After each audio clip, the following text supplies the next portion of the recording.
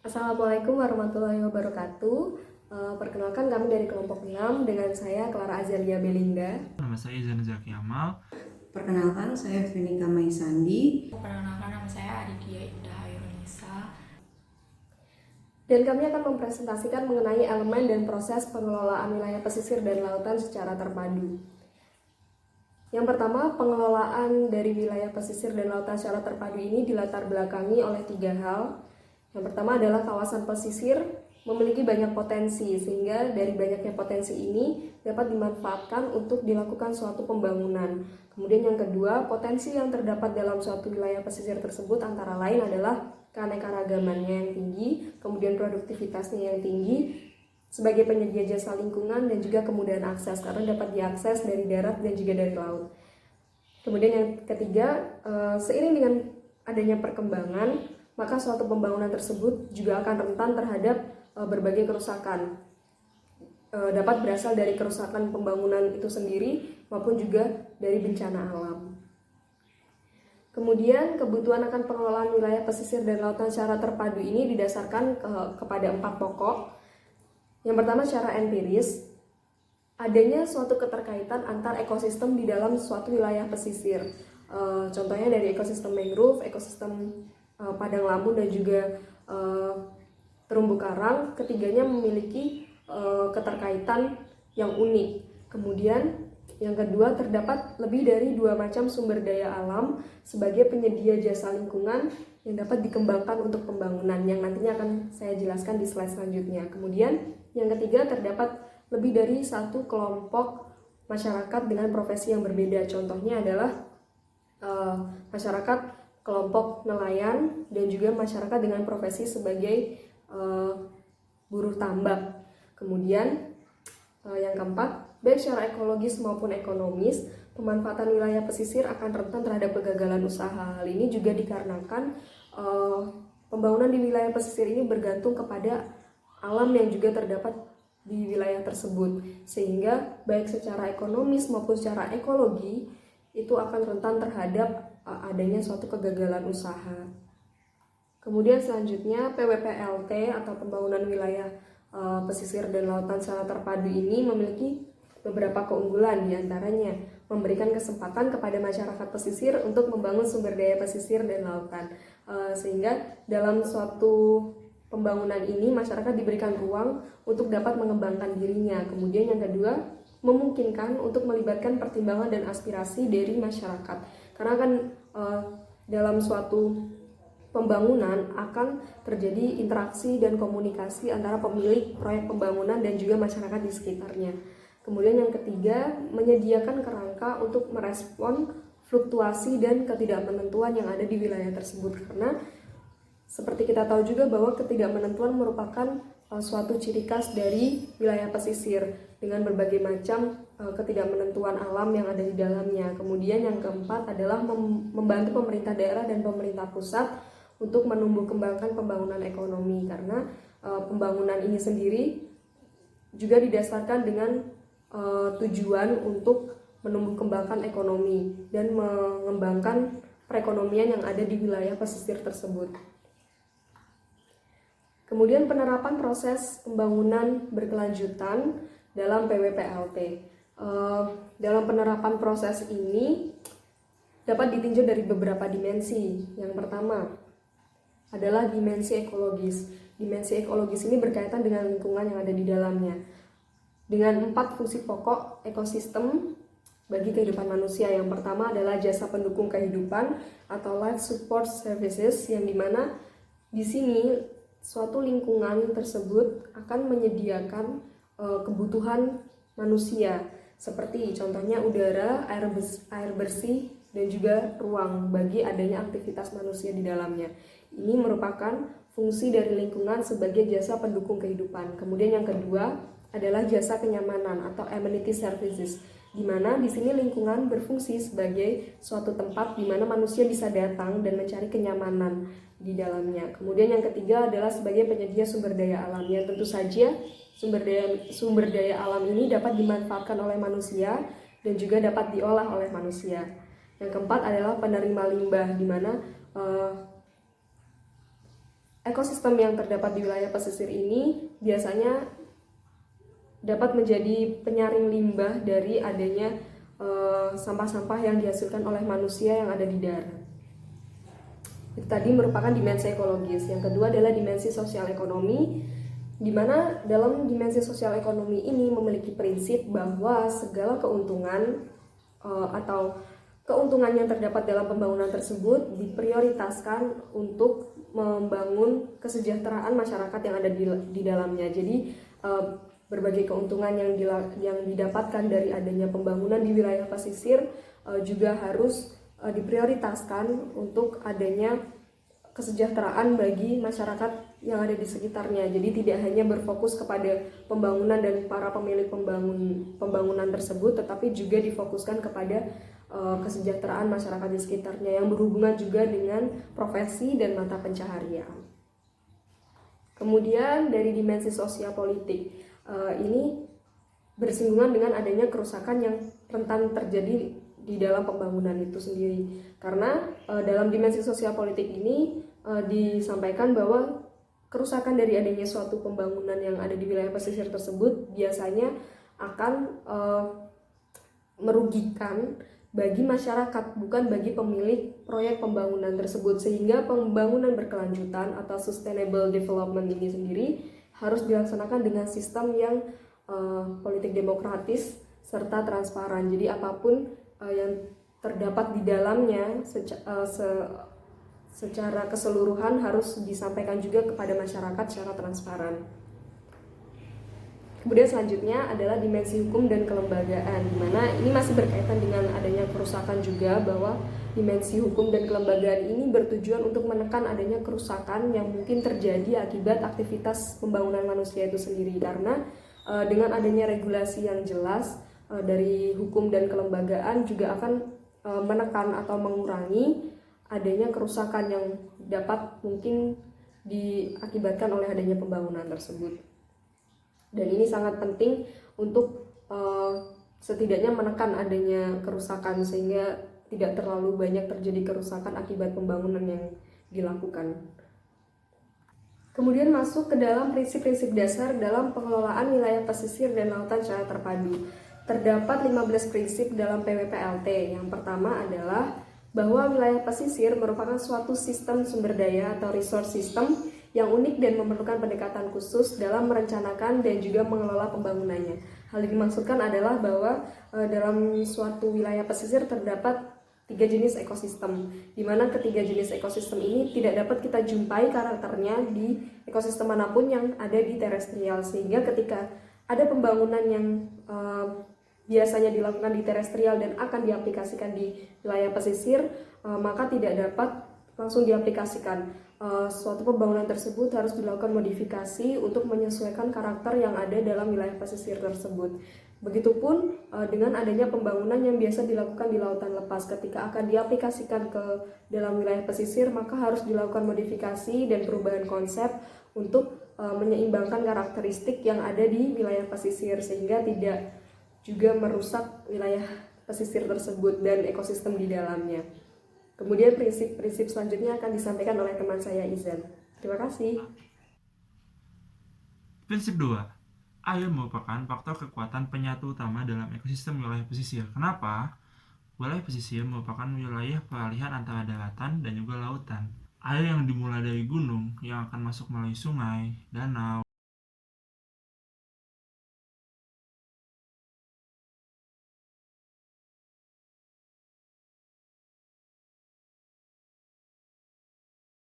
sesuatu hal yang terjadi di daratan, baik itu erosi, longsor, banjir, dan lainnya, akan sangat berpengaruh terhadap ekosistem pesisir atau ekosistem laut.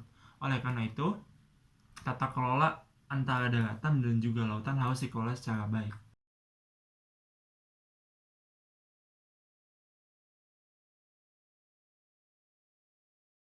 Sudah kita ketahui bahwa di daerah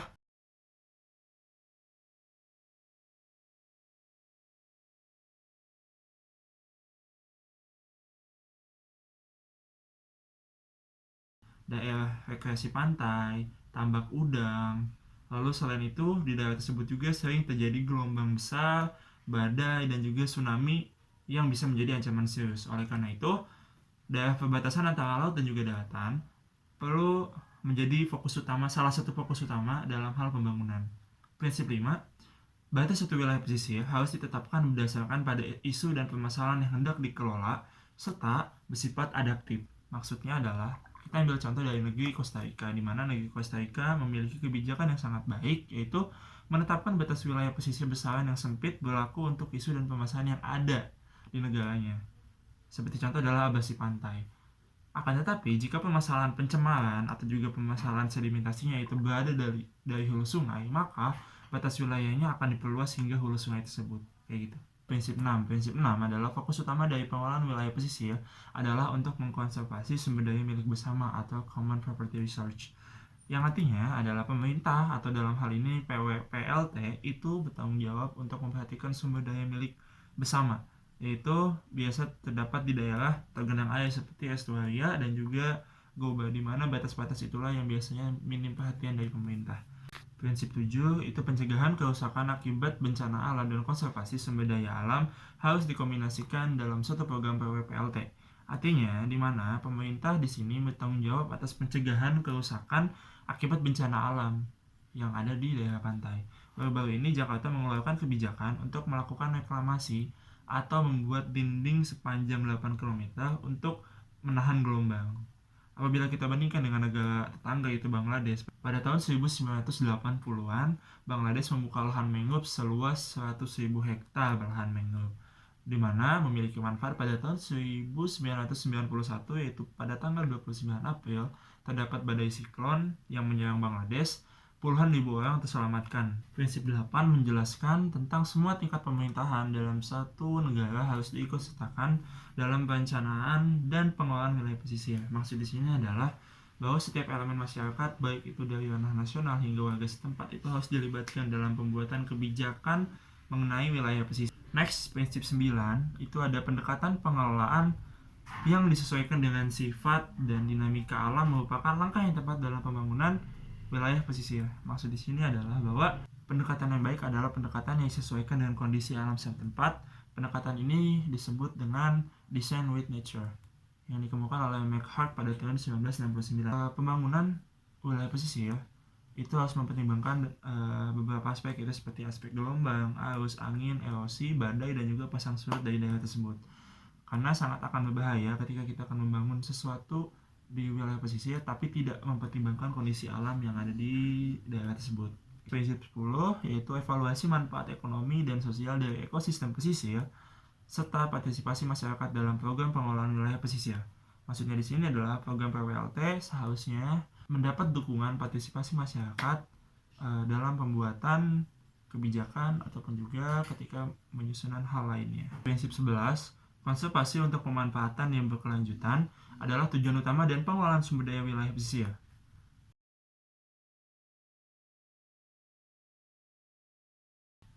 Prinsip 12. Pengelolaan multiguna sangat tepat digunakan untuk semua sistem sumber daya wilayah pesisir. Sebagai contohnya, pengelolaan hutan mangrove diserahkan kepada Dinas Kehutanan.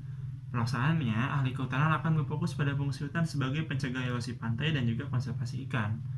Maka, tanggung jawab mereka hanya pusat pada produksi kayu, bukan untuk perekonomian. Maka, di sini perlu adanya multiguna atau multidimensi untuk melakukan kemajuan ekonomi dengan konservasi.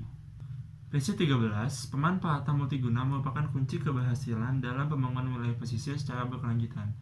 Maksudnya di sini adalah pengembangan dan juga perencanaan pengelolaan sumber daya pesisir itu harus melakukan multiguna dan juga multisektor. Contoh adalah terjadinya kerjasama antara Dinas Perhutanan dan juga Dinas Pariwisata setempat untuk mengembangkan daerah konservasi dan juga untuk meningkatkan tingkat pariwisata dari tempat tersebut.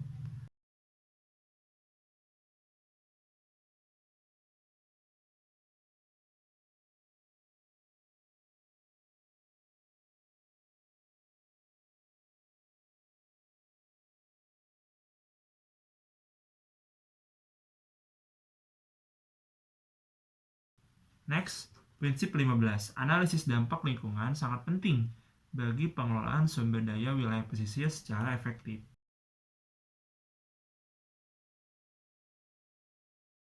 atau perlu sekali ANDAL dan juga AMDAL, analisis dampak lingkungan dan juga analisis mengenai dampak lingkungan.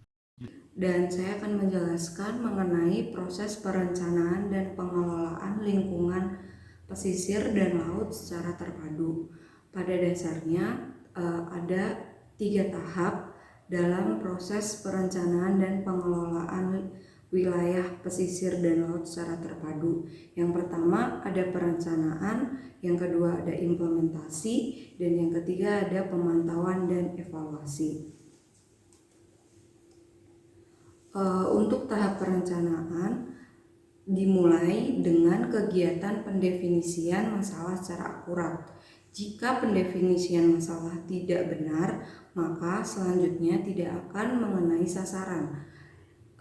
Isu dan permasalahan perlu diruntutkan dari akar permasalahan yang menyebabkan timbulnya isu dan permasalahan tersebut. Isu dan permasalahan dalam pengelolaan wilayah pesisir dan laut secara terpadu biasanya ada beberapa isu dan permasalahan seperti cemaran, degradasi habitat penting, overfishing, dan konflik penggunaan ruang dan sumber daya. Selanjutnya, atas dasar pendefinisian masalah tersebut dikombinasikan dengan informasi tentang potensi sumber daya alam dan ekosistem yang terdapat di wilayah pesisir, maka disusunlah tujuan dan sasaran pengelolaan wilayah pesisir dan laut terpadu. Tujuan tersebut kemudian digunakan sebagai upaya untuk mencapai pemanfaatan dan pembangunan sumber daya yang terdapat di wilayah pesisir secara berkeseimbangan. Untuk tahap perencanaannya sendiri secara rinci itu dimulai dari identifikasi isu dan permasalahan, kemudian menyusun tujuan dari perencanaan saran dan untuk menjawab isu dan permasalahan tersebut. Kemudian ada penentuan ruang lingkup spasial, waktu, dan substansi dari perencanaan. Kemudian ada identifikasi pihak-pihak yang terkait dan melibatkan peran serta mereka dalam proses pengelolaan. Kemudian ada analisa program, alat-alat pengelolaan yang ada, penyusunan seperangkat sesuai dengan tujuan dan sasaran yang telah dirancang, kemudian mengumpulkan dan analisis data saat ini dan mengevaluasi kebutuhan akan informasi dan penelitian.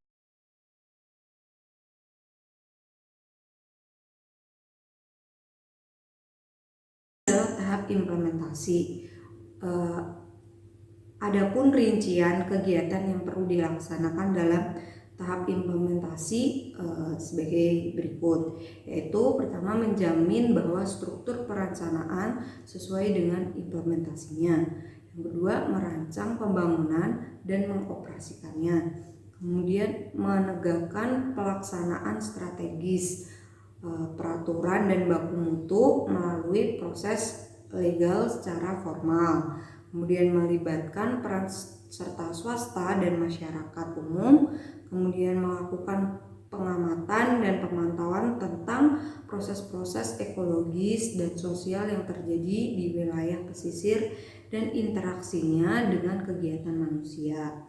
Kemudian pemantauan dan evaluasi tingkat pencapaian hasil rencana pengelolaan wilayah pesisir dan laut secara terpadu. Agar suatu program perencanaan atau pengelolaan wilayah pesisir dan laut secara terpadu dapat diimplementasikan, maka PWPLT harus bersifat praktis dan harus menghasilkan keluaran yang nyata secara berkelanjutan bagi masyarakat pengguna.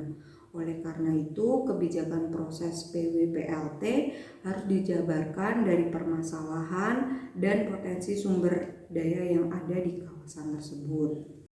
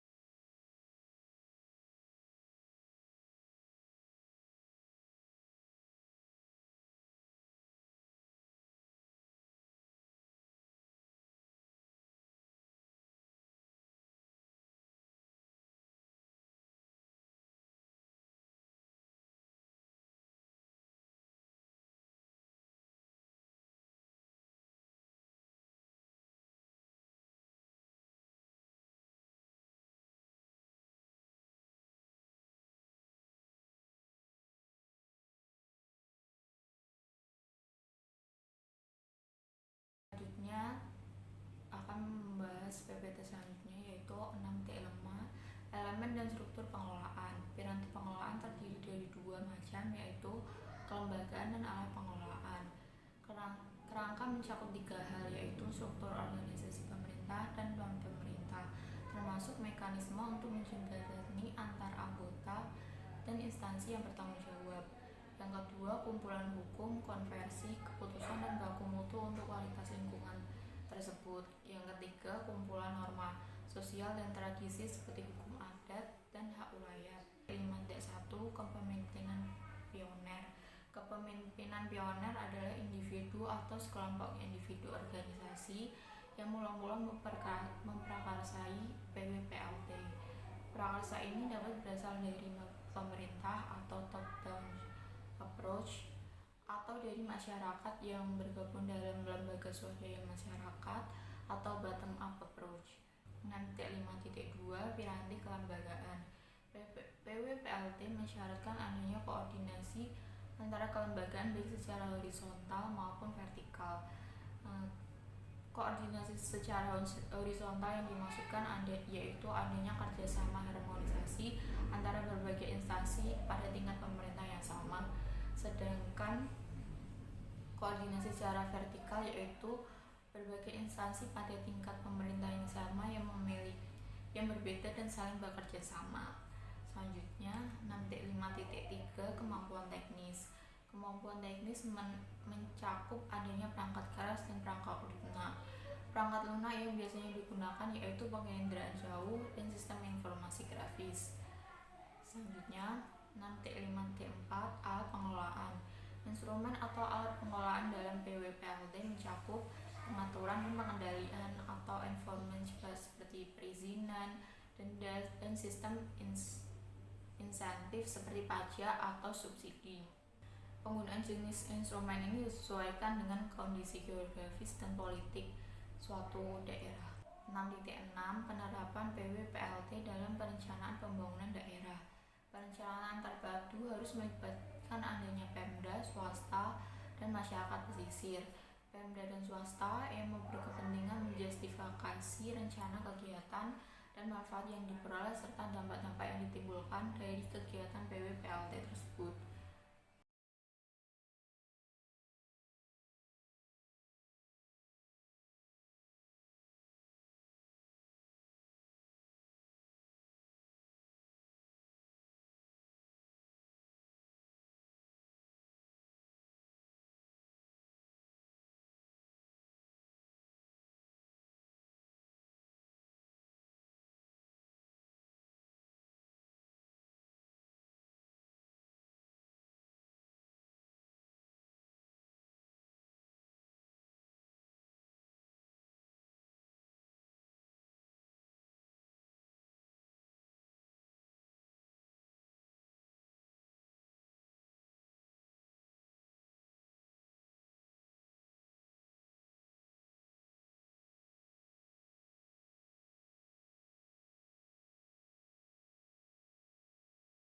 Karakteristik pokok sistem pengelolaan kawasan pesisir dan lingkungan adalah 1. Belum adanya instansi tersendiri atau khusus yang secara khusus menangani pengelolaan wilayah dan lautan tersebut.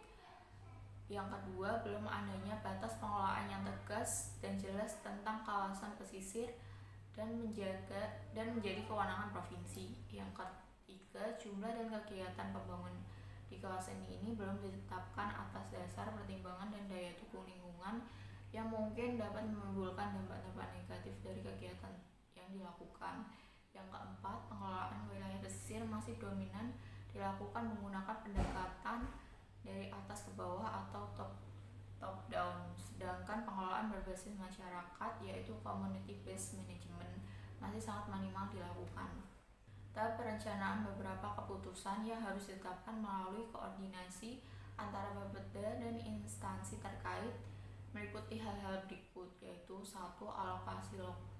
Alokasi lokasi atau tata ruang yang secara ekologis disesuaikan dengan kegiatan pembangunan seperti sektor perikanan, industri, pemukiman, pelabuhan, pariwisata, dan kawasan lindung.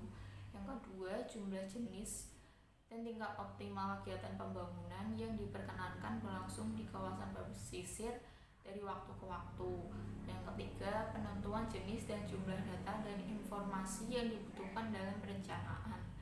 Yang keempat, agar fungsi koordinasi Bapeda ini dapat dilakukan secara efektif dan efisien, maka Bapeda ini diberikan kewenangan dalam menilai dan menentukan kelayakan proyeksi dari dana APBD.